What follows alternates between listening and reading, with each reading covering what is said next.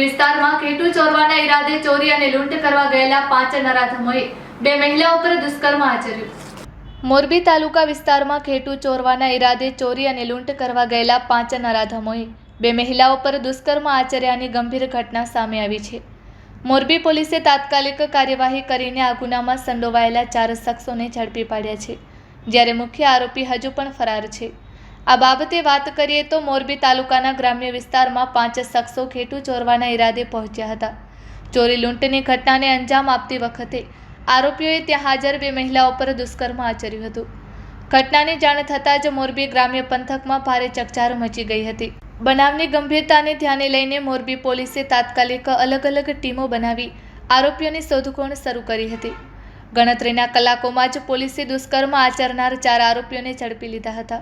પકડાયેલા આરોપીઓની પૂછપરછ ચાલુ છે, જેમાં એક કાયદાના સંઘર્ષમાં આવેલ છે। આ ગુનાનો મુખ્ય આરોપી હજુ પોલીસ પકડથી દૂર છે। તેને ઝડપી લેવા માટે પોલીસ દ્વારા સઘન તપાસ અને નાકાબંધી કરવામાં આવી રહી છે। આ સમગ્ર બનાવ અંગે ડીવાયએસપી વિરલ દલવાડિયાએ પ્રેસ કોન્ફરન્સ યોજીને તેમણે ગુનાની સંપૂર્ણ માહિતી આપતા જણાવ્યું કે આરોપીઓ વિરુદ્ધ હત્યા, લૂંટ અને દુષ્કર્મ સહિતની કલમો હેઠળ ગુનો નોંધી કડક કાર્યવાહી કરવામાં આવશે। ફરાર મુખ્ય આરોપીને ઝડપી લેવા પોલીસની ટીમો કામે લાગી છે। Report by Shrikant Patel, Kutch care news, Morbi. ગત તારીખ 4/6/2026ના રાતના 10:30 વાગ્યાથી લઈને 11 વાગ્યા સુધીના અરસામાં જે એક 5 જણાની એક ટોળકી ત્યાં આગળ લૂંટ કરવાના ઈરાદે ખેતરે ફરી રહી હતી। તે દરમિયાન એક જે દંપતી ત્યાં મજૂર જે દંપતી સૂતું હતું તેને જગાડીને તેમાંથી જે આજે 5 આરોપીઓ છે તે પૈકીના એક વ્યક્તિએ તે સ્ત્રી સાથે દુષ્કર્મ કર્યું હતું અને અન્ય 2 વ્યક્તિએ તેના પતિને પકડી રાખેલ હતા અને અન્ય 2 વ્યક્તિ તેના ઘરમાં ચોરી કરી રહેલ હતા। ત્યાંથી આ ચોરીને અને આ બળાત્કારને અંજામ આપીને તે લોકો અન્ય બીજા એક ખેતરમાં ગયેલ હતા અને ત્યાં આગળ પણ એક દંપતીને આ રીતે લૂંટ કરવાના ઈરાદે પકડ્યો અને એમાંથી અન્ય જે 3 ઈસમો છે તેઓએ ત્યાં આગળ જે સ્ત્રી હતી તેના પર એક સામૂહિક બળાત્કાર કરેલાની ઘટના મોરબી તાલુકા પોલીસ સ્ટેશનમાં 2 જુદી જુદી ઘટનાઓ દાખલ થઈ છે, જેમાં કુલ 5 ઈસમોને અત્યાર સુધીમાં 4 ઈસમોને પોલીસે અત્યાર સુધીમાં પકડેલ છે।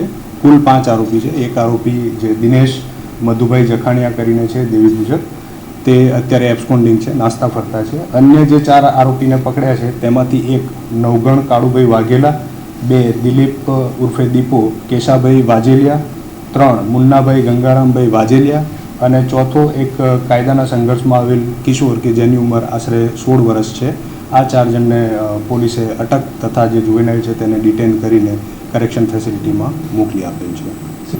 આ પૈકીનો જે મુખ્ય સૂત્રધાર છે જે અત્યારે નાસ્તો ફરતો છે દિનેશે આ જે બાકીના અન્ય 4 છે તેઓને ફોન કરીને કે આજે આપણે એક જગ્યાએથી ઘેટું લેવા જવાનું છે, જે તેની ભાષામાં જે દિલીપ ઉર્ફે દીપો છે તેનું કહેવાનું એમ થાય છે કે ઘેટું ચોરવાના ઈરાદે અને જે કંઈ ખેતરમાં મળી આવે મજૂર તેની પાસેથી હાથ ચાલાકી અથવા તો લૂંટ કરવાના ઈરાદે ત્યાં આગળ આપણે જવાનું છે એમ કરીને આ 5 જણા સૌપ્રથમ ચરાડવા ભેગા થયા। ત્યાંથી તે લોકો નીચી માંડલ થઈને ચકમપર બાજુના રસ્તે જઈ સૌથી પહેલાં જેતપર ગયા હતા। જે મુખ્ય આરોપી દિનેશ જે નાસ્તા ફરતા છે તેણે જે અન્ય 4 આરોપી છે જે તેના સગામાં એના ભાણેજ થાય છે, આ દિનેશ છે એ અન્ય 4ના મામા થાય છે, તો એણે બધા આ જે એના ભાણેજ છે 4 એમને ફોન કરીને કે આજે ઘેટું લેવા જવાનું છે એવું જણાવીને 4 જણા પહેલાં ત્યાં 5 જણા ચરાડવા ભેગા થયેલા હતા। ત્યારબાદ ત્યાંથી એ નીચી માંડલ થઈ જે ચકમપરવાળો રસ્તો છે સામેની સાઈડ, તો એ બાજુના રસ્તે થઈને જેતપર જે આ પહેલી ઘટનાને અંજામ આપ્યો એ જેતપર નજીકને વાડી વિસ્તારમાંથી છે અને એના પછીની જે ઘટનાને અંજામ આપ્યો છે તે ચકમપુરનો વાડી વિસ્તાર છે। આ 2 જગ્યાએ થયું છે। એટલે મૂળ તેઓનો હેતુ ચોરી અને લૂંટ કરવાનો હતો અને જે આ દિનેશ છે એ અગાઉ ધાંગધ્રા પણ સામૂહિક બળાત્કાર એટલે કે ગેંગરેપની એક જે FIR છે તેનો આરોપી રહી ચૂક્યો છે।